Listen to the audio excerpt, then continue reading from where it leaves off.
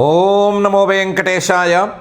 రుచిర రూపధారణ సుచిర పాపవారణ గోవింద గోవింద. నభస్థలీ మేఘసమూహమండిత భువస్థలీ జీవనవాహమండిత వనస్థలీ సస్యసమృద్ధిమండిత మనస్థలీం దేహి సుభక్తిమండిత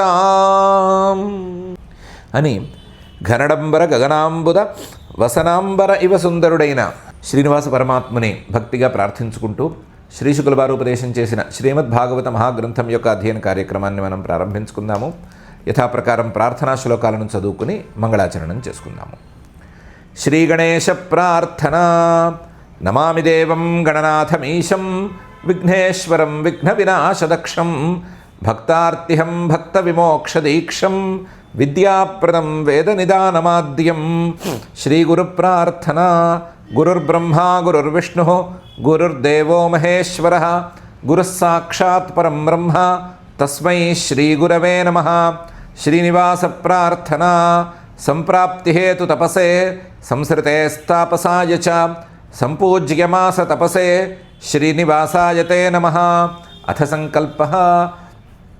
అస్మాకం ఉపాత్త సమస్త దురిత క్షయ ద్వారా బుద్ధిశుద్ధ్యర్థం విద్యాభివృద్ధ్యర్థం భక్తిజ్ఞానవైరాగ్యాది తదనుకూల సర్వసంపత్సమృద్ధ్యర్థం శ్రీపరమేశ్వర ప్రీత్యర్థం శ్రీమద్భాగవత పాఠం కరిష్యామహే. అస్య శ్రీమద్భాగవత స్తోత్ర మహామంత్రస్య నారద ఋషి బృహతీచ్ఛందః శ్రీకృష్ణ పరమాత్మా దేవత బ్రహ్మబీజం భక్తిశక్తి జ్ఞానవైరాగ్యే కీలకం. అస్మాకం శ్రీమద్భగవత్ప్రసాదసిద్ధ్యర్థే పాఠే వినియోగः ధ్యానం నారాయణాఖిలగుణాకరగేహనీపం వ్యాసప్రసూతశుకశౌనకవాక్యదీపం సద్భక్తిభావభయమర్దనమంత్రజాపం మార్గం సమాశ్రయత భాగవతం ప్రతీపం. శ్రీ గురుభ్యో నమః. వర్షాకాల వర్ణనం చక్కగా సాగుతోంది. అందులో భాగంగా ఆసన్నుత్పథగామిన్యః క్షుద్రనద్యోనుశుష్యతి పుంసో యథా స్వతంత్రస్య దేహద్రవిణ సంపదః అనే 10వ శ్లోకాన్ని పూర్తి చేశారు. తర్వాత శ్లోకంలో ఈ వర్షం వలన కలిగినటువంటి ప్రయోజనాలని కొన్నిటిని చెప్తున్నారు. హరిత హరిభిషష్పై ఇంద్రగోపైశ్చ లోహిత ఉచ్ఛిలీంద్రకృతఛాయ నృణాం శ్రీరివ భూరభూత్ అని. వర్షం చక్కగా కురుస్తూ ఉండగానే హరిత హరిభిషష్పై పచ్చని గడ్డి పరకలు మొలిచినాయి. హరిత హరిభిషష్పై ఎంతగా గడ్డి పరకలు మొలిచాయంటే మొత్తం అడవంతా పచ్చదనం పరుచుకున్నట్లుగా ఉంది. హరిత హరిభిషష్పై. ఇంద్రగోపైశ్చ లోహిత. సహజంగానే వర్షాకాలంలో ఇంద్రగోపాలు అని ఎర్రగా ఉండేటువంటి పురుగులు కొన్ని పుట్టుకొస్తాయి. ఆ ఇంద్రగోపాలు అనేటువంటి పురుగులు ఈ గడ్డి మీద అక్కడక్కడ వాలుతున్నాయి. ఇంద్రగోపైశ్చ లోహిత. ఈ పురుగులు గనక ఎక్కడైనా గుంపులుగా చేరితే అక్కడ మాత్రం ఈ పచ్చదనానికి కొంచెం విశేషంగా ఎర్రదనం కూడా పరుచుకునుంది. ఇంద్రగోపైశ్చ లోహిత. ఇది కాక వర్షాలు అలాగే పడుతూ ఉంటే పుట్టగొడుగులు పుట్టుకొస్తాయి. అవి పెద్ద పెద్ద పుట్టగొడుగులు ఉంటాయి, చిన్న చిన్న పుట్టగొడుగులు ఉంటాయి. ఉచ్ఛిలీంద్రకృతఛాయ. ఆ పైకి లేచిన పుట్టగొడుగులు లేదా చిన్న చిన్న ఫంగస్ లాంటివి లేదా అవి ఇవి వర్షానికి మాత్రమే పుట్టి వర్షాలు ఆగిపోతూనే కనుమరుగైపోయేటువంటి పదార్థాలు ఇవన్నీ కూడా బాగా అక్కడక్కడ మొలిచేసరికి ఉచ్ఛిలీంద్రకృతఛాయ. వాటి రంగులతో కూడా భూమి మెరగసాగింది. సహజంగా పుట్టగొడుగులు తెలుపుకి నలుపుకి మధ్యలో ఊగిసలాడుతూ ఉంటాయి. తెల్లవాగులో ఉంటాయి, ఒక రకంగా గోధుమ రంగులో ఉంటాయి, నల్లటి మచ్చలు ఉంటాయి, నల్లటి చారలు ఉంటాయి, రకరకాలు ఉంటాయి. పుట్టగొడుగుల శాస్త్రం మనకు వద్దు, కానీ ఆ పుట్టగొడుగులు లాంటి వాటితో ఆ రంగులతో కూడా భూమి అక్కడక్కడ నిండి ఉంది. ఉచ్ఛిలీంద్రకృతఛాయ. అది ఎలా ఉంది అంటే నృణాం శ్రీరివ భూరభూత్. రాజుల తాలూకు సైన్యమల్లే లేదా మానవుల తాలూకు సంపదలకు వల్లే ఈ భూమి మారిపోయింది. నృణాం శ్రీరివ భూరభూత్. రాజుల తాలూకు సైన్యం చూసుకుంటే, రాజుల తాలూకు సైన్యానికి యూనిఫామ్ ఉంటుంది కదా, ఏదో డ్రెస్ కోడ్ ఉంటుంది కదా. దాని ప్రకారం వాళ్ళు కొంతమంది ఎర్రటి బట్టలు కట్టుకుంటారు, కొంతమంది ఆకుపచ్చ బట్టలు కట్టుకుంటారు, కొంతమంది వేరే రంగుల బట్టలు కట్టుకుంటారు. ఒక్కొక్క వర్గం వారు, ఒక సైన్యంలో ఒక్కొక్క వర్గం వారు ఒక్కొక్క రంగుల బట్టలు కట్టుకుంటారు కదా. అలా సైన్యమంతా, రాజుగారి సైన్యమంతా స్థిరంగా నుంచున్నట్లుగాను, ఆ సైన్యంలో ఈ కొంత వర్గమేమో ఆకుపచ్చని బట్టలు వేసుకుని నుంచున్నట్లుగాను, కొంతవర్గం ఎర్రని బట్టలు ధరించి నుంచున్నట్లుగాను, కొంత సైన్యం వేరువేరు రంగుల బట్టలు ధరించి నుంచున్నట్లుగాను ఉంది.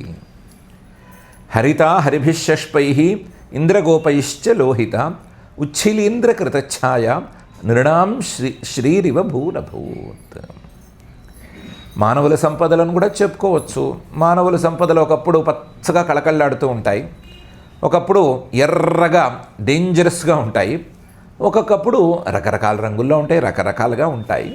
అలా నృణాం శ్రీరివ, మానవుల తాలూకు సంపదలలాగా, ఎలా ఉంటాయో తెలియని మానవుల తాలూకు సంపదలలాగా ఈ భూమి మొత్తం మారిపోయింది అని కూడా హరిత హరిభిషష్పై ఇంద్రగోపైశ్చ లోహిత ఉచ్ఛిలీంద్రకృతఛాయ నృణాం శ్రీరివ భూరభూత్ అనే శ్లోకంలో మహర్షి గారు చెప్తున్నారు. ఏం చెప్పారు? ప్రతి శ్లోకంలోనూ ఉపమానంతో పాటు ఉపదేశం కూడా ఉండాలి అని అనుకున్నాం కదా. ఉపదేశం ఏం చేశారు అంటే, ఉపదేశం ఇంతే చేశారు.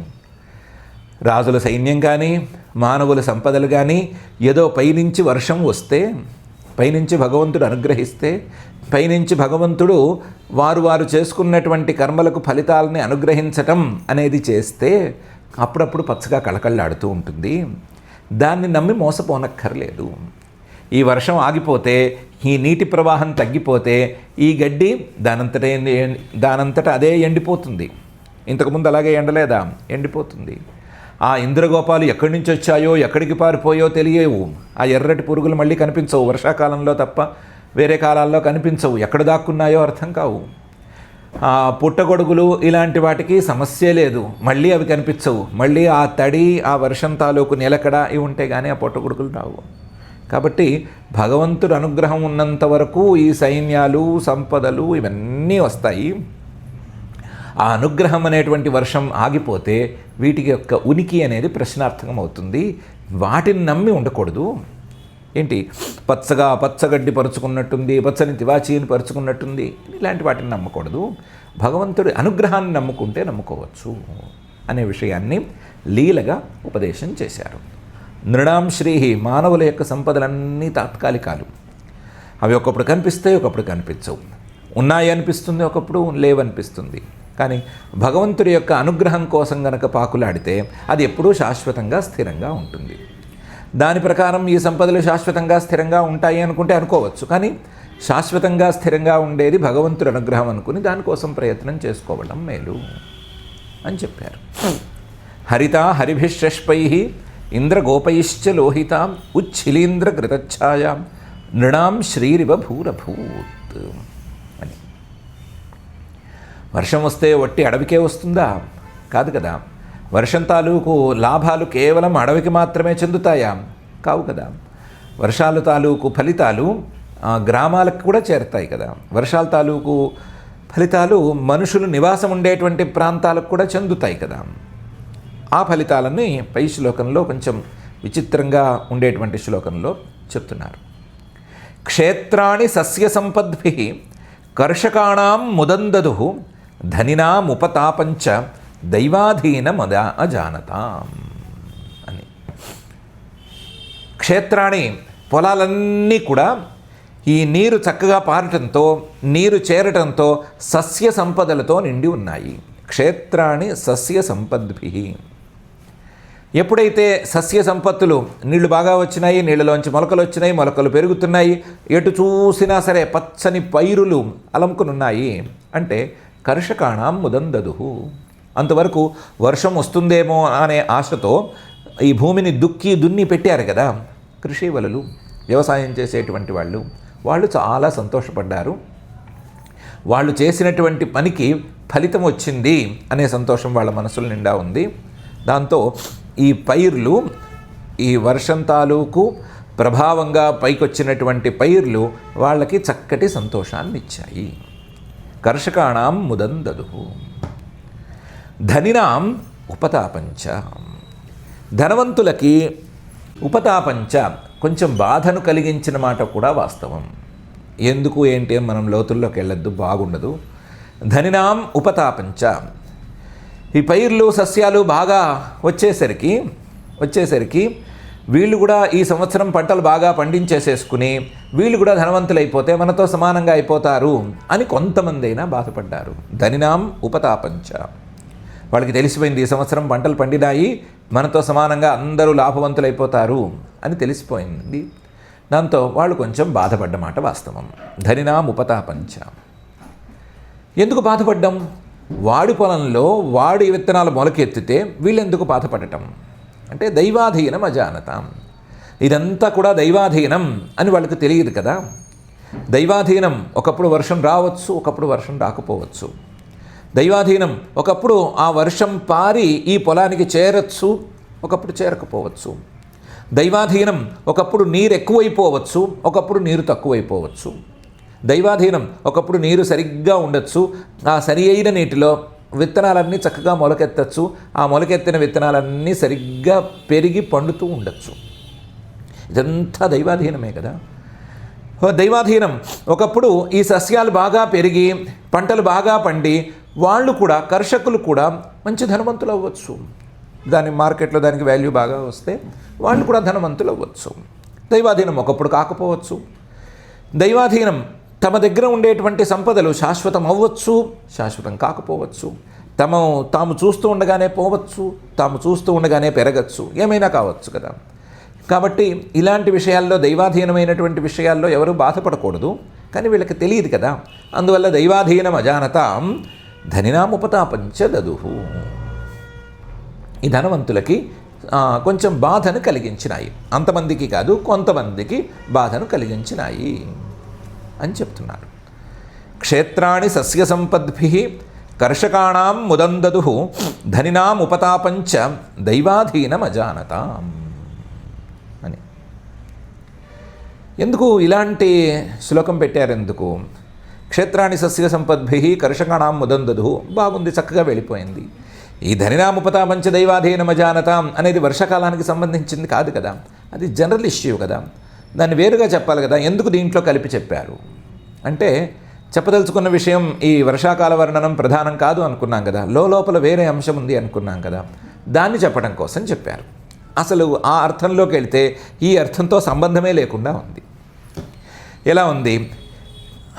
ఎవరికైనా సరే, ప్రతి ఒక్కరికి వారికి శరీరం అనేది ఉంది. క్షేత్రం అనే శబ్దానికి శరీరం అనే అర్థం ఉంది కదా. ఇదం శరీరం కౌంతేయ క్షేత్రమిత్యభిధీయతే అనే వాక్యం ఉంది కదా. ఈ క్షేత్రం అనేది కొంతమందిని సంతోషపెడుతుంది, కొంతమందిని సంతోషపెట్టదు. శరీరం ద్వారా కొంతమంది సంతోషపడతారు, కొంతమంది సంతోషపడరు. ఎవరు సంతోషపడతారు, ఎవరు సంతోషపడరు అంటే, కర్షకాణాం ముదందదుః.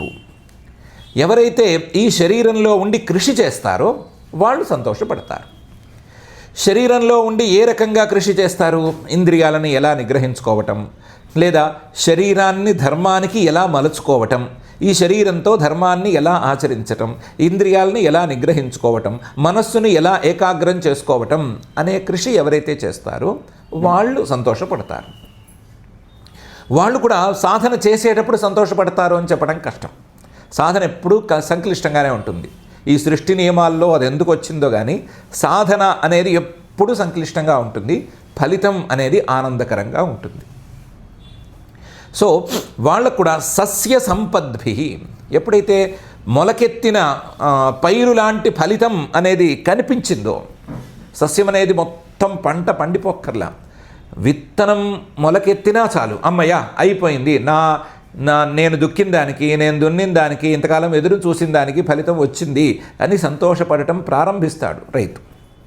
అలాగే వీళ్ళ సాధనకి కూడా ఎంతో కొంత చిన్నపాటి ఫలితం కనిపించినా సరే, ఆ ఫలితం పెరుగుతూ ఉండటం అనేది గనక కనిపించినా సరే వాళ్ళు సంతోషపడిపోతారు. కాబట్టి క్షేత్రాణి శరీరాలు సస్య సంపద్భి వాళ్ళు చేసినటువంటి సాధనల తాలూకు ఫలితాలను ఇవ్వటం ప్రారంభించంగానే కర్షకాణం ఆ రకమైన కృషి చేసిన వాళ్ళకి ముదందదుహు సంతోషాన్ని ఇస్తాయి. అలా కాకుండా ఈ సాధన అనేది చేయకుండా, కృషి అనేది చేయకుండా కేవలం ఉన్నదాన్ని వాడుకోవటం అనేటువంటి ధనినాం, కేవలం ఉన్న ధనాన్ని వాడుకోవటం, మనకున్న పుణ్యం అనేది ధనం అనుకుంటే, లేదా మనం చేసుకున్న కర్మ అనేది ధనం అనుకుంటే, దాన్ని వాడుకోవటమే పనిగా ఈ శరీరంతో పెట్టుకుంటే, ధనంతో వచ్చినటువంటి భోగాలు కానీ, మనం పుణ్యం చేసుకుంటే వచ్చినటువంటి భోగాలు కానీ, వాటన్నిటినీ అనుభవించటమే పనిగా పెట్టుకుంటే ధనినాం ఉపతాపంచ దదుహు, క్రమక్రమంగా ఉపతాపం అనేది మిగులుతుంది, బాధ అనేది మిగులుతుంది. ఈ ధనాన్ని అనుభవించేటప్పుడు, అంటే పుణ్యఫలాన్ని అనుభవించేటప్పుడు ఈ పుణ్యఫలం దైవాధీనం అని పొరపాటును కూడా అనిపించదు. ఇది నాకు మాత్రమే ప్రత్యేకం, నాకు మాత్రమే దక్కిన ఫలితం అనే అనిపిస్తుంది.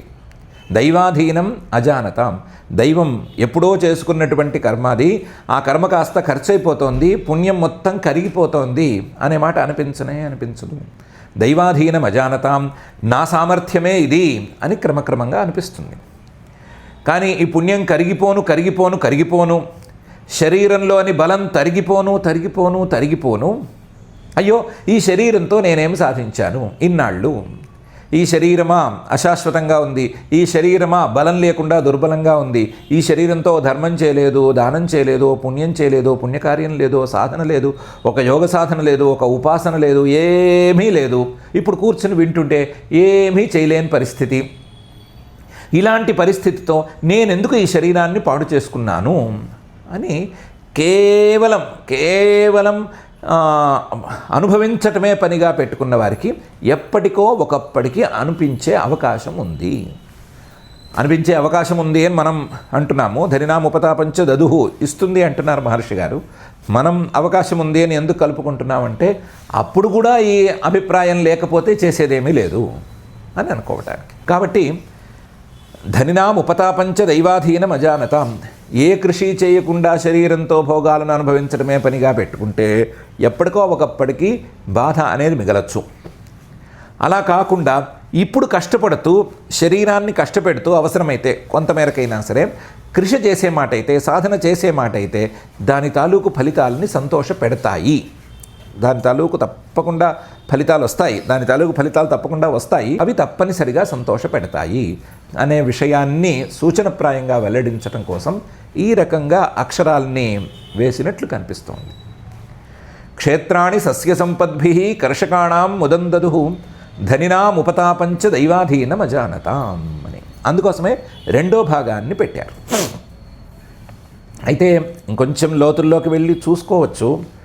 మరి మనం చెప్పుకున్న వాచ్యార్థానికి ఇప్పుడు చెప్పుకున్నటువంటి తాత్పర్యార్థానికి సంబంధం ఏంటి?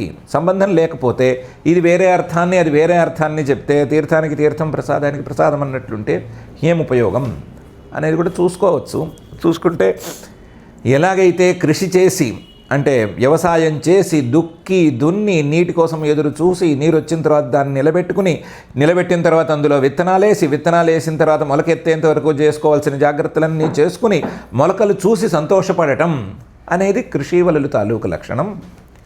ఉన్న డబ్బును వాడేసుకుని అయ్యో అయిపోతోంది అని బాధపడి, అయ్యో నాకంటే వాడు సంపన్నుడైపోతున్నాడు, వాడేమో కష్టపడి సంపద చేర్చేసుకుంటున్నాడు, నాకేమో ఉన్నదంతా ఖర్చు అయిపోతోంది అని బాధపడటం కేవల భోగపరుల యొక్క లక్షణం. ఈ కేవల భోగపరులకి అలాగే ఈ కర్షకులకి వీళ్ళిద్దరికీ ఉండేటువంటి ఈ తేడాన్ని తీసుకొస్తున్నది ఈ భూమి మీద కురిసేటువంటి వర్షం. అలాగే కేవల భోగపరులకి సాధన పరులకి వీళ్ళిద్దరికీ మధ్య తేడాన్ని తీసుకొస్తున్నది కూడా భగవంతుడి అనుగ్రహం అనేటువంటి వర్షం. కేవల భోగపరులు కూడా ఎప్పుడో ఒకప్పటికి బాధపడాలి. కృషి చేస్తున్న వాళ్ళు ఎప్పటికైనా సరే సంతోషపడి తీరాలి, వాళ్ళు తప్పకుండా ఆనందించాలి. వీళ్ళ ఆనందానికి వాళ్ళ బాధకి ఈ రెండిటికీ మధ్య ఉండేటువంటి అంతరం కూడా భగవంతుడి యొక్క అనుగ్రహం అనేటువంటి వర్షం అనే విషయాన్ని చెప్పదలిచారు. దీనికి దానికి ఒక పోలికని, అంటే వర్షానికి అలాగే భగవంతుడి యొక్క అనుగ్రహానికి ఉండేటువంటి పోలికను చెప్పటానికి కూడా ఈ శ్లోకాన్ని ఇలా వాడారు అనే సంగతి తెలుస్తుంది. క్షేత్రాణి సస్య సంపద్భిః కర్షకాణాం ముదం దదుః ధనినాం ఉపతాపంచ దైవాధీనమజానతాం అనే శ్లోకంలో ఈ విషయాలన్నిటినీ మహర్షి గారు చెప్పారు. సమాసోక్తి కొద్దిగా ఉందా ఇవన్నీ మనం వెతుకోవట్లేదు. అలంకారాలని వాటి విశేషాలని వెతుకోవటం పనిగా పెట్టుకోలేదు. అది పెట్టుకుంటే అస్సలంటే అస్సలు తెమలదిది. అందువల్ల కేవలం ఏదో చూచాయిగా ఉంది, మనకు ప్రధానమైన ఉపదేశం ఏముంది అని చూసుకుంటూ ముందుకెళ్ళటమే చేస్తున్నాం. ఇదైన తర్వాత ఈ శ్లోకంలో ఈ అర్థం ఉంది అనే విషయాన్ని స్పష్టం చేయటం కోసమా అన్నట్లుగా పై శ్లోకాన్ని ఇలా ప్రారంభిస్తున్నారు. జలస్థలౌకస సర్వే నవవారి నిషేవయ అబిభ్రద్రుచిరం రూపం యథా హరి నిషేవయ అని. ఈ సృష్టిలో నీటిలో నివాసం ఉండేవి కొన్ని జీవులు, నేల మీద నివాసం ఉండేటువంటి జీవులు కొన్ని. అందులో మనం ఒకళ్ళం, మనం ప్రధానమని అనుకుంటున్నాము, కానీ అందులో మనం ఒకళ్ళం. నీటిలో నివాసం ఉండే జీవులు, అలాగే నేల మీద నివాసం ఉండేటువంటి జీవులు. ఈ రెండు రకాల జీవులకి నీరు అనేది అత్యవసరం. నేల మీద నివాసం ఉన్నా, నీటిలో నివాసం ఉన్నా.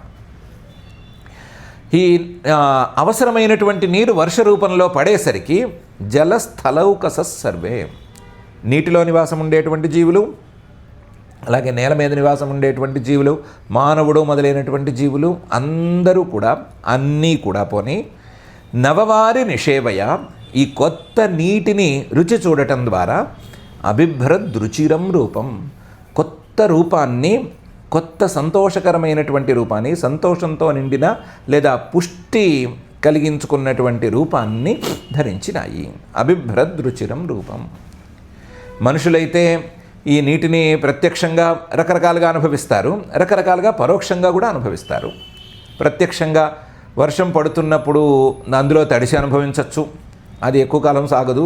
నాలాంటి వాడికి అయితే వర్షం కంటే ఎక్కువ ముక్కు కారిపోతుంది. కాబట్టి ఆ అనుభవం కొంచెం తక్కువైనా సరే వర్షం కిందకి వచ్చి పారితే వచ్చేటువంటి నీటిని ప్రత్యక్షంగా ఉపయోగించుకోవచ్చు. ఇలాగే వర్షం తాలూకు ప్రత్యక్ష అనుభవాలు కొన్ని. ఈ వర్షం తాలూకు నీరు ఎక్కడైనా నిలిస్తే, పారితే, ఆ నీరు పొలాల్లోకి చేరితే, అది విత్తనాలకి అందితే, ఆ విత్తనాల ద్వారా సస్యాలు ఇవన్నీ పెరిగి తిండికి గింజలు రావటం అనేటువంటి పరోక్షమైన ఉపయోగం కూడా ఉంది. ప్రత్యక్షంగాను పరోక్షంగాను రెండు రకాలుగాను ఉపయోగిస్తుంది. అలాగే మిగతా ప్రాణులకు కూడా ప్రత్యక్షంగాను పరోక్షంగాను ఉపయోగిస్తుంది. నీటిలో ఉండేటువంటి ప్రాణులకైతే ప్రత్యక్షంగా నీరు కావాలి కదా వాటికి, కాబట్టి నీరు అనేది ప్రత్యక్షంగా ఉపకరిస్తుంది. జలస్థలౌకస సర్వే నవవారి నిషేవయ అబిభ్రద్రుచిరం రూపం. ఏ రకమైన అనుభవం కలిగినా సరే, ఏ రకంగా లాభం కలిగినా సరే అన్నీ సంతోషంగా ఉండవలసిందే కదా. సంతోషం అనేది కొత్త రూపాన్ని ఇస్తుంది కదా. నవ్వితే అంతవరకు మొహం కాస్త కళావిహీనంగా ఉన్నా, కొంచెం అందవికారంగా ఉన్నా అందంగా మారిపోతుంది కదా. అంతవరకు అందవికారంగా ఉన్నటువంటి మొహం కాస్త నవ్వితే మారుతుంది కదా, కొంచెం చూడడానికి బాగుంటుంది కదా. అలాగే ఈ సంతోషంగా ఉండటం వలన రూపం మొత్తం కొత్త రూపాన్ని సంతరించుకున్నట్లుగా ఉంది. అబిభ్రద్రుచిరం రూపం, ఆ రూపం అందంగా కూడా ఉంది, సంతోషంతో కూడింది కాబట్టి అందంగా ఉంది. యథా హరి నిషేవయ, శ్రీహరిని సేవించుకుంటే ఎలాగైతే కొత్త రూపం మానవులకు వస్తుందో, మిగతా ప్రాణులకి అవకాశం చాలా చాలా తక్కువ, మానవులకైతే చాలా ఎక్కువ. కాబట్టి శ్రీహరిని సేవించుకుంటే మానవులకి ఎలాగైతే కొత్త రూపం అనేది వస్తుందో, అలా ఈ వర్ష సేవన వలన ప్రాణులన్నిటికీ కూడా కొత్తదైన అందమైన రూపం అనేది వచ్చింది అని శ్రీ శుకుల వారు చెప్తున్నారు. జలస్థలౌకస సర్వే నవవారి నిషేవయ అబిభ్రద్రుచిరం రూపం యథా హరి నిషేవయ అని. ప్రతి మనిషికి తాను అందంగా మారాలి అనే కోరిక ఉంటుంది.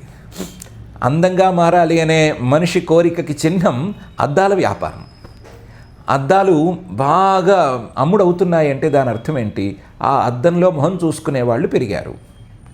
మొహం ఎందుకు చూసుకుంటున్నారు అద్దంలోనూ? నా మొహం అందంగా ఉందా లేదా అనే ఉద్దేశంతో చూసుకుంటున్నారు.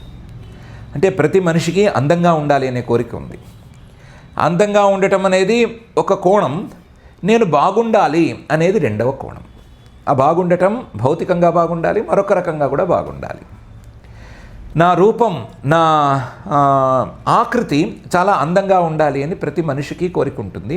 నా భవిష్యత్తు కానీ, నా యొక్క వ్యవహారం మొత్తం కానీ బాగుండాలి అని ప్రతి మనిషికి కూడా కోరిక ఉంటుంది. ఈ కోరిక తీర్చుకోవటానికి మనిషి పడని పాట్లు లేవు. దానికి ఉండే చిహ్నాలను గురించి మనం ఎక్కువ మాట్లాడుకోకూడదు. అందంగా కనిపించాలి అని మనిషికి కోరిక ఉంది అనటానికి ఏ ఏ వ్యాపారాలు చిహ్నాలుగా ఉన్నాయి అనే సంగతి మనం చర్చించుకోనక్కర్లేదు. అందరికీ తెలిసినవే. బాగుండాలి అనే మనిషి కోరికకి వీలుగా ఏ ఏ సాధనాలు ఉన్నాయి అనే సంగతి కూడా మనం చర్చించుకోనక్కర్లేదు, తేలవవి. కాకపోతే అందంగా ఉండాలి అన్నా, బాగుండాలి అన్నా సరే సర్వోత్తమమైన సాధనం ఒకటి ఉంది. అది శ్రీహరి నిషేవ, శ్రీహరిని సేవించుకోవటం అనే సాధనం. ఇది ధర్మాల్లో కల్లా కూడా పరమధర్మం, ధర్మాల్లో కల్లా కూడా ఉత్తమమైన ధర్మం. మిగతా సాధనాల కంటే ఉత్తమమైన సాధనం అని చెప్పక్కర్లేదు. ధర్మాల్లో కూడా ఉత్తమమైన ధర్మం కాబట్టి ఈ ఉత్తమ ధర్మం, పరమధర్మమైనటువంటి శ్రీహరిని సేవించుకుంటే వీళ్ళ మొహంలో అందమో ఆకృతో ఇది తప్పనిసరి. శ్రీహరిని సేవించుకుంటే బాగుండటం అనేది తప్పనిసరి. బాగుండటం అనేది మనం సంతోషంతో కొలుస్తున్నాము. ఆ సంతోషంతో కొలిచేటువంటి బాగుండటం అనేది కూడా తప్పనిసరి. కాబట్టి ఎవరైనా అందంగా ఉండాలి అనుకుంటే ఏం చేయాలి? భగవంతుడిని మన మనసులో ధ్యానించాలి, భగవంతుడిని సేవించుకోవాలి. వాళ్ళు అందగాళ్ళు అవుతారు, అందగత్తెలు అవుతారు, అంతేను. ఎలా అవుతారు? భగవంతుడిని సేవించుకుంటే సంతోషం కలుగుతుంది. సంతోషం ఉంటే చిరునవ్వైనా కనీసం వస్తుంది, నవ్వుకుంటారు. సంతోషం మొహమంతా కూడా విప్పారి ఉంటుంది. ఆ భగవంతుని తలుచుకుంటే ఎప్పుడూ ఏదో ఆనందంతో మనసంతా కూడా ఉబ్బి తబ్బిబ్బవుతూ ఉంటుంది. అదంతా మొహంలో ప్రతిఫలిస్తుంది. వాళ్ళు చక్కగా ఉంటారు, చూడడానికి కూడా చక్కగా ఉంటారు. భగవంతుని సేవించుకుంటే భవిష్యత్ అంతా సవ్యంగానే ఉంటుంది, బాగుంటుంది. వాళ్ళకి ఆనందం కలగటానికి పరిపూర్ణమైనటువంటి అవకాశం ఏర్పడుతుంది, దారంతా సులభమైపోతుంది. కాబట్టి వాళ్ళు బాగుంటారు, సంతోషంతో అందంగా ఉంటారు. కాబట్టి అభిభ్రదృచిరం రూపం అనేది ఎవరికైనా కావాలి అనుకుంటే, రుచిరం రూపం అనే ఇది కావాలి అనుకుంటే శ్రీహరిని సేవించుకోవటం అనేది ఉత్తమమైన పరమమైనటువంటి ధర్మ మార్గం అని మహర్షి గారు ఈ శ్లోకంలో చెప్పదలిచారు. దానికంటే ఒక మెట్టు కింద అంటే ధర్మ మార్గం అని చెప్పుకోవాలి తప్ప వేరే సాధనాలని మాత్రం నమ్మటానికి వీల్లేదు. బాగుండాలి కదా అని మొహానికి అవి ఇవి పూస్తే పడకపోతే పుళ్ళు కూడా రేగొచ్చు. అందుకని వాటిని నమ్మటానికి వీల్లేదు. ఎవరైనా బొప్పాయి పాలు పూస్తే మొహం చాలా అందంగా అయిపోతుందంటే పూసేస్తారా? పూయరు కదా. లేదా ఇంకో పాలు ఏవో పూస్తే మొహం చాలా గ్లో వస్తుంది అంటే పూయలేరు కదా, తప్పు కదా అది. అలాంటివి ఎవరు చెప్పకూడదు కదా. అలాగే వాటిని గురించి చెప్పనక్కర్లేదు. అలాంటివే మిగతావన్నీ కూడా. ఉంటే ఒక మెట్టు కింద ఉంటే ధర్మం ఉండాలి, పరమధర్మం అంటే శ్రీహరి సేవ అనేది ఉండాలి, భగవంతుడిని సేవించుకోవటం అనేది ఉండాలి. దానికోసమే అందరూ ప్రయత్నం చేయాలి అని మహర్షి గారు చెప్పదలిచి జలస్థలౌకసర్వే నవవారి నిషేవయ అభిభ్రదృచిరం రూపం యథా హరి నిషేవయ అని చెప్పారు. రుచిరం రూపం అనే దాన్ని 2-3 రకాలుగా కూడా చెప్పుకోవచ్చు. చెప్పుకున్నది సరిపోతుంది, మనకు అర్థమైంది, బాగానే అర్థమైంది. కాబట్టి పైకి వెళ్ళిపోదాం. సరిద్భి సంగత సింధు చుక్షుభే శ్వసనోర్మిమాన్ అపక్వ యోగినశ్చిత్తం కామాక్తం గుణయుగ్ యథ. చాలామంది అంటారు వర్షాకాలంలో వర్షం ఎంత వచ్చినా, నదులు ఎంత పారినా సరే సముద్రంలో ఏ మార్పు లేదు అని. కానీ ఒక చిన్నపాటి మార్పు ఉంది, లేకుండా ఏం లేదు. సరిద్భి సంగత, నదులు వేగంగా పారుతున్నాయి. వేగంగా పారే నదులు సముద్రంలో కలుస్తున్నాయి. నదులు వచ్చి సముద్రంలో కలుస్తూ ఉంటే సరిద్భి సంగత సింధు చుక్షుభే, కొంచెం క్షోభకి లోనైన మాట వాస్తవం. ఎలాగా? శ్వసనోర్మిమాన్, సముద్రమేమో అలల్ని ఇలా తీసుకురావాలి, నదుల్లోకి తొయ్యాలి అని ప్రయత్నం చేస్తోంది. నదులేమో వేగంగా పారుతున్న నదులు మిగతా కాలాల్లో మమ్మల్ని ఓడించావు కానీ ఈ కాలంలో కూడా మమ్మల్ని ఓడిస్తామంటే ఇంక మేమెందుకు అని అనుకున్నట్లుగా వేగంగా సముద్రుడి యొక్క అలల ధాటిని తట్టుకుని లోపలికి వెళుతూనే ఉన్నాయి. ఈ రెండిటికి ఒక రకమైన పోటీ ఏర్పడింది. నదుల తాలూకు వేగానికి, సముద్రం తాలూకు అలలకి. సముద్రం తాలూకు అలలకి శ్వసన అంటే వాయువు చక్కటి సహకారాన్ని అందిస్తున్నాడు. సముద్రంలో వాయువు ఎటువైపు వీస్తూ ఉంటే అటువైపే కదా అలలు వస్తాయి.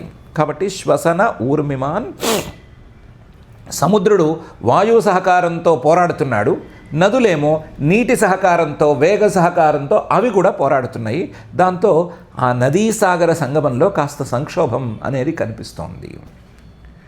సరిద్భి సంగత సింధు చుక్షుభే శ్వసనోర్మిమాన్. ఇది స్వభావోక్తి అనుకోవచ్చు, ఉన్నది జరుగుతున్నదేదో ఇది అది.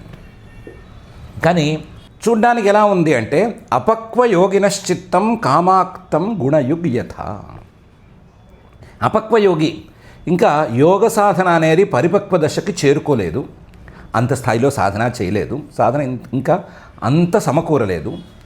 ఈ లోపలే ఆ యోగి మనసులో కామాక్తం కోరికలు అనేవి కలిసిపోయినాయి.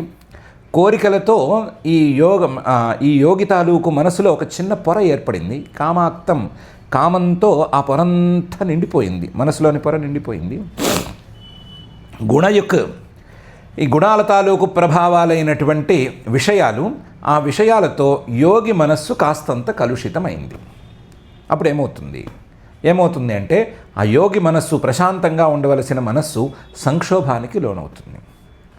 ఒకవైపు నుంచేమో ఈ సాధన తాలూకు ప్రయత్నం కొంతవరకు లోపల నుంచి బయట తోస్తూ ఉంటుంది, విషయాల్ని బయటికి తోస్తూ ఉంటుంది.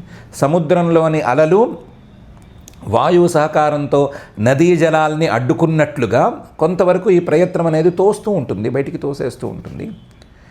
కానీ ఈ గుణయోగం అంటే ఏంటి?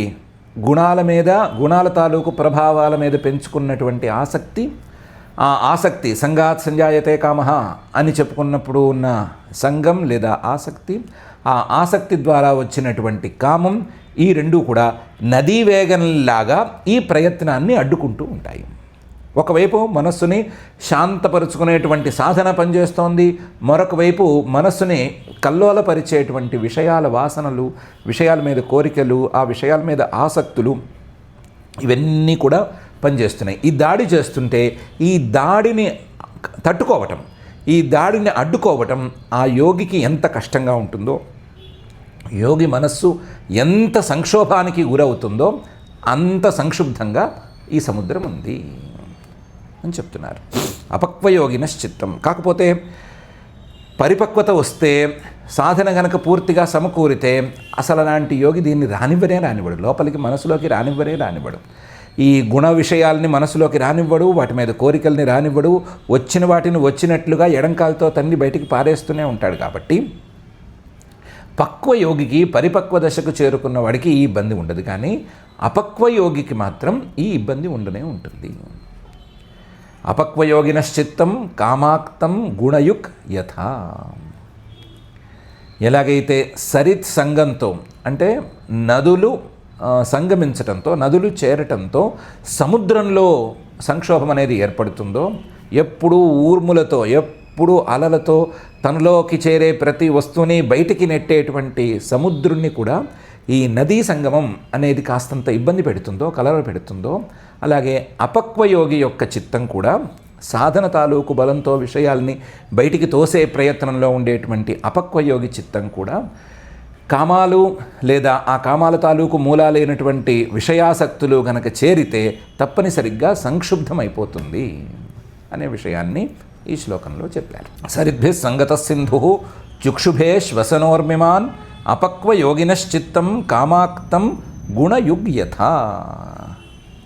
అని.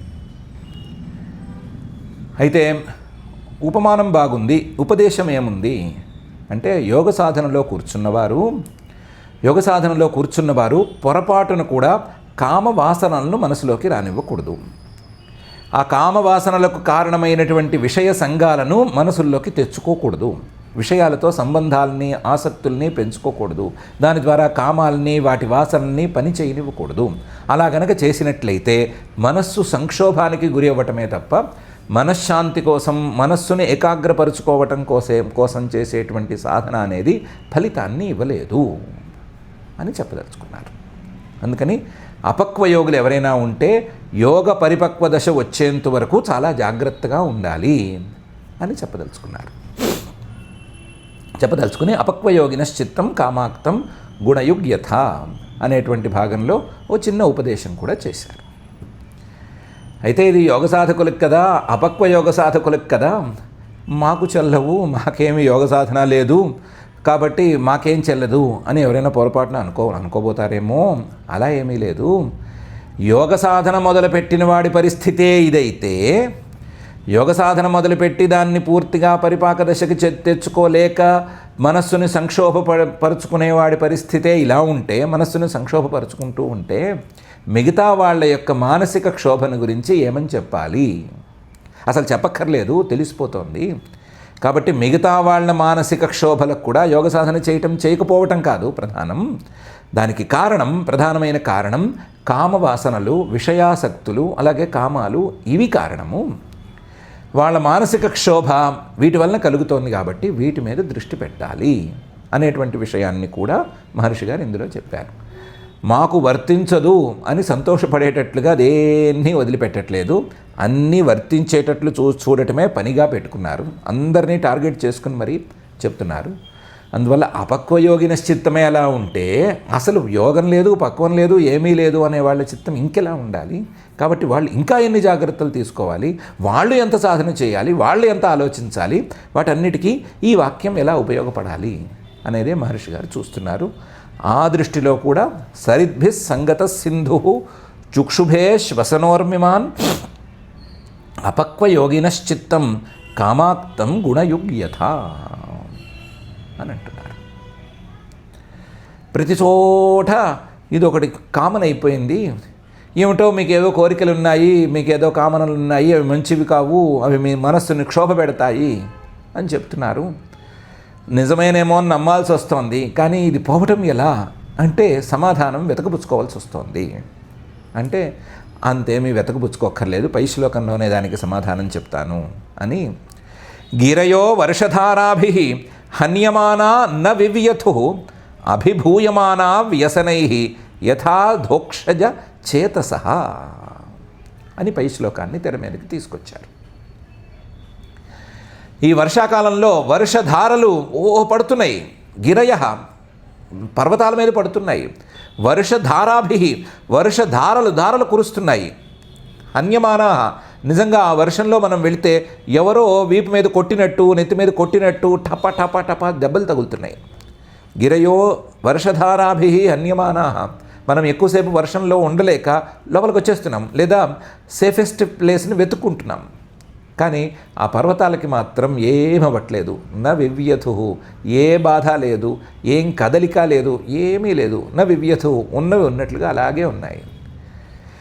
తలెత్తుకుని నువ్వు ఎంత పడితే పడతావు, మేము చూస్తాము అన్నట్లుగా ధైర్యంగా నుంచున్నాయి తమ శిఖరాలతో. గిరయో వర్షధారాభి హన్యమానా న వివ్యథు, ఏమి బాధపడట్లేదు. ఎలా? అభిభూయమానా వ్యసనై, ఎన్నో కష్టాలు, ఎన్నో కన్నీళ్ళు. మానవ జీవితం అంటే బాధ లేని, దుఃఖం లేని మానవ జీవితాన్ని ఊహించటం అనేది దాదాపు అసాధ్యం. మనం చూడటానికి ఫలానా వాడికి ఏమి బాధ లేదు అనుకుంటాం, కానీ వాడికి ఎన్ని బాధలు ఉన్నాయో వాడు ఎకరువు పెడితే తట్టుకునే శక్తి మన దగ్గర ఉండదు. అలాంటి బాధలు ప్రతి జీవికి, ప్రతి మానవుడికి ఉంటూనే ఉన్నాయి. అభిభూయమానా వ్యసనై, ఆ బాధ కలిగినప్పుడల్లా ప్రతివాడు తల వంచుకుంటూనే ఉన్నాడు, తల దించుకుంటూనే ఉన్నాడు, మనసులో బాధపడుతూనే ఉన్నాడు, క్షోభ పడుతూనే ఉన్నాడు, ఏవేవో జరుగుతున్నాయి. కానీ యథా అధోక్షజ చేతసః, అధోక్షజుడి మీద మనసు ఉన్నవారికి మాత్రం ఈ బాధలేవి మనసుకు తెలియటం లేదు. ఈ బాధలేవి వాళ్ళని మార్చటం లేదు. ఈ బాధలేవి వాళ్ళు తల వంచుకునేటట్లుగానో తల దించుకునేటట్లుగానో చేయటం లేదు. మనస్సు మొత్తం ఆ అధోక్షజుడి మీదకి గనక వెళితే, అధోక్షజుడి మీదే మనసు గనక ఉంటే మనసులో ఏ బాధ లేదు, ఏ బాధతో తల వంచవలసిన అవసరం అనేది లేదు. పర్వతంలాగా ఎప్పుడు శిఖరాలను ఎత్తుకున్నట్లుగా తలెత్తుకుని సుఖంగా ఉండవలసి వస్తుంది, ఉండగలిగిన పరిస్థితి ఉంటుంది. అట్లాగే అధోక్షజుడి మీదే మనసు ఉన్నవారికి ఎలాగైతే బాధలు లేవో, అలాగే ఈ పర్వతాలకి కూడా వర్షధారల వల్ల ఏ బాధలు లేవు అని మహర్షి గారు ఈ శ్లోకంలో చెప్తున్నారు. గిరయో వర్షధారాభిర్హన్యమానా న వివ్యథు అభిభూయమానా వ్యసనై యథా అధోక్షజ చేతసః అని. ప్రతి వాళ్ళకి హన్యమానా ఏదో ఒక దుఃఖం ఉండనే ఉంటుంది. కానీ ఆ దుఃఖాన్ని పోగొట్టుకోవటానికి అధోక్షజుడి మీద మనస్సును పెట్టుకోవటం, ఇంద్రియాల యొక్క ప్రభావాన్ని తగ్గించే ఆ శ్రీహరి మీద, ఆ పరమాత్మ మీద మనస్సును ఉంచుకోవటం అనేది సరి అయిన దారి. ఆ దారిని గనక ఎవరైనా పట్టుకుంటే మనసులో ఏ బాధ ఉండదు అనేది ఒక ఉపదేశం. అయితే రెండవ ఉపదేశం, మనం ఇంతకుముందు చెప్పుకున్నటువంటి కామాక్తం, గుణయుక్, సంక్షుభిత మనస్సు క్షోభ, వీటన్నిటినీ పోగొట్టుకోవటానికి సాధనమేది అంటే అధోక్షజ చేత. అధోక్షజుడి మీద గనక చేతస్సు పెడితే, మనస్సంతా కూడా అధోక్షజుడికి సమర్పించేస్తే ఆయన చేసే పని ఆయన చేస్తాడు. ఆయన చేసే పని ఏం చేస్తాడు? ఇంద్రియాల ప్రభావాలని తగ్గిస్తాడు. అధోక్షజుడు కదా. ఇంద్రియాల ప్రభావాన్ని తగ్గిస్తే ముందు విషయాలు లోపలికి రావటం అనేది తగ్గుతుంది. ఇంద్రియాలలో మనస్సు కూడా ఉంది కాబట్టి మనస్సు ప్రభావం తగ్గిస్తే కామ వాసనలు అనేవి తగ్గుతాయి. ఈ రెండూ తగ్గితే సహజంగానే కామనలు తగ్గిపోతాయి. తగ్గిపోతే మనస్సు ప్రశాంతపడటం అనేది సాధ్యపడుతుంది. కాబట్టి దారి ఉంది, దారి స్పష్టంగా ఉంది. ఒకే దారి, సులభమైన దారి, హాయిగా ఉండేటువంటి దారి ఉంది. దాన్ని పట్టుకోవటం, దాంట్లో అడుగులు వేయటం అనేదే మిగిలింది అని కూడా చెప్పదలిచారు. రెండు రకాలుగాను ఉపయోగిస్తుంది. ఎప్పుడు బాధపడుతున్నాము అనుకునేటువంటి మానవులకి బాధ తీరటానికి ఉండేటువంటి ఉపాయము చెప్పినట్లవుతుంది. అలాగే ఇందాక శ్లోకంలో చెప్పుకున్నటువంటి వాటికి మరి విరుగుడేది అని అడిగితే దానికి సమాధానం కూడా చెప్పుకున్నట్టు ఉంటుంది అని రెండిటికీ కలిపి చెప్పడానికి అభిభూయమానా వ్యసనై యథా అధోక్షజ చేతసః అని ఈ ఉదాహరణాన్ని శ్రీ శుక్ల వారు కలిపారు. గిరయో వర్షధారాభి హన్యమానా నవివ్యథు అభిభూయమానా వ్యసనై యథాధోక్షజ చేతసః అని ఇక్కడికి ఆపుకుంటే మంచిది. అది ఏమిటో ఈ వర్షాకాలం వర్ణన శ్రీమద్భాగవతంలో రావటమేంటో, తిరుపతిలో కాస్తంత వర్షం ఈరోజు కురవటమేంటో తెలియటం లేదు. పొద్దున కాస్తంత వర్షం కురిసింది. పొద్దునుంచి ఆకాశమంతా మబ్బులతో నిండి ఉంది. చల్లటి గాలి వీస్తోంది. ఏదో మన వర్షాకాల వర్ణనలో వర్షం కూడా వచ్చి పాత్ర వహిస్తున్నట్లుగానే ఉంది. ఇలాగే చాలా ప్రాంతాల్లో ఉండవచ్చు. వర్షాకాలం వర్షం పడుతోంది అంటే సహజంగానే వర్షంతో పాటు కారేవి చాలా ఉన్నాయి మనకి. అందువల్ల అవన్నీ ప్రస్తుతానికి కొంచెంగా ప్రవాహాన్ని అడ్డుకుంటున్నాయి. వర్ష ప్రవాహాన్ని కాదు, మన ఈ వ్యాఖ్యాన ప్రభావాన్ని కొద్దిగా అడ్డుకుంటున్నాయి. కాబట్టి ఇక్కడికి ఆపుకుందాము. ఈరోజుకి శ్రీ శుక్ల వారు చెప్పినటువంటి విషయాలన్నిటినీ మనం ఒకసారి చూసుకుంటే మనకున్నటువంటి సంపదలు శాశ్వతాలు కావు. ఈ సంపదల మీద మనం దృష్టి పెట్టడమే అనవసరం. ఆ సంపదలకు మూలమైనటువంటి పరమాత్మ యొక్క అనుగ్రహం మీద దృష్టి పెట్టడం అనేది సరియైంది. దానికోసం చేసేటువంటి సాధనం మీద కనుక సరి అయిన దృష్టి పెడితే, కృషి అనేది చేస్తే దానికి ఫలితం తప్పనిసరిగా ఉంటుంది. అది మనల్ని సంతోషపరుస్తుంది. అసలు అలాంటి సాధనా ఫలితం, దానివల్ల వచ్చేటువంటి సంతోషం, దాని ద్వారా కలిగేటువంటి రుచిరమైన రూపం, వీటన్నిటికీ మూలం శ్రీహరిని సేవించుకోవటం. ఆ శ్రీహరిని సేవించుకునే దశలో గనక ఏదైనా అపక్వతా దశ అనేది ఉంటే, ఆ అపక్వతా దశలో విషయాల మీద ఉండేటువంటి కామనలు ఇవన్నీ దాడి చేయటం, ఆ దాడిని మనస్సు అడ్డుకోలేక సంక్షోభానికి గురి అవ్వటం అనేది సహజంగా జరుగుతుంది. కానీ శ్రీహరి మీదే మనస్సును గనక సరిగ్గా నిలిపేస్తే ఈ దాడిని ఆపుకునేందుకు సరిగ్గా శక్తి అనేది సమకూరుతుంది అనే విషయాలని ఒకసారి మననం చేసుకుందాం. మననం చేసుకుని ఇలాంటి పరిస్థితి, ఇలాంటి సాధన చేసుకోవాలి అనేటువంటి ఆశ, ఆ ఆశను సఫలం చేసుకునేటువంటి దిశ, ఈ రెండింటినీ అనుగ్రహించవలసిందిగా ఆ ఘనడంబర గమనాంబుద వసనాంబర ఇవ సుందరుడైనటువంటి శ్రీనివాస పరమాత్మని భక్తిగా మనం ప్రార్థించుకుందాము. ఈ ప్రార్థనతో క్షమాప్రార్థనాదులను చెప్పుకుని ఈ రోజుకి ఈ అధ్యయన కార్యక్రమాన్ని ఆపుకుందాం. అథ క్షమా ప్రార్థనా యదక్షరపదభ్రష్టం మాత్రాహీనం చ యద్భవేత్ తత్సర్వం క్షమ్యతాం దేవ నారాయణ నమోస్తుతే. అథ భగవత్ సమర్పణం కాయేన వాచా మనసేంద్రియైర్వా బుద్ధ్యాత్మనా వా ప్రకృతే స్వభావాత్ కరోమి యద్యత్ సకలం పరస్మై నారాయణాయేతి సమర్పయామి. అథ లోకక్షేమ ప్రార్థనా సర్వే భవంతు సుఖినః సర్వే సంతు నిరామయాః సర్వే భద్రాణి పశ్యంతు మా కశ్చిద్దుఃఖభాగ్ భవేత్. అథ మంగళం శ్రియః కాంతాయ కళ్యాణ నిధయే నిధయేర్థినాం శ్రీవేంకటనివాసాయ శ్రీనివాసాయ మంగళం.